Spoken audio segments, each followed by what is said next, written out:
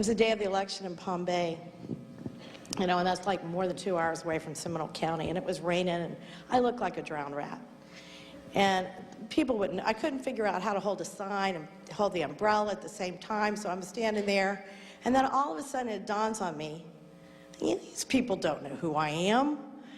Thousands of people going by. How are these people going to vote for me? How are they going to push, sign a little thing that says Schoonover? They don't know who I am.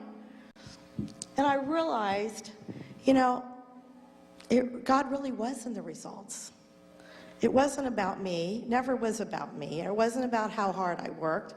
It was about God being sovereign over me and about everybody else. And a song came into my head, and it said, nothing's impossible. Nothing's impossible with God. And I began to cry just a little bit because it was 6:30 and the polls were closing. And I wasn't the least bit worried about the results, and frankly, it wasn't my focus. I was weeping because I was at the end of my journey with God, and I had been obedient, and I had stepped out in faith. And I knew even if it wasn't going to be plan A, plan B was just going to be just fine.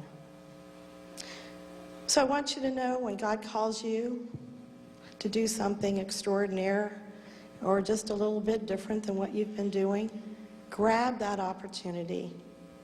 Step out in faith. It's going to be a wild ride. You'll be a thrill ride that you wouldn't believe. Take that knapsack that He's got, that He's filled already with all the jewels that you'll need for that journey, and just step out and believe that He's going to do great things with you and for you.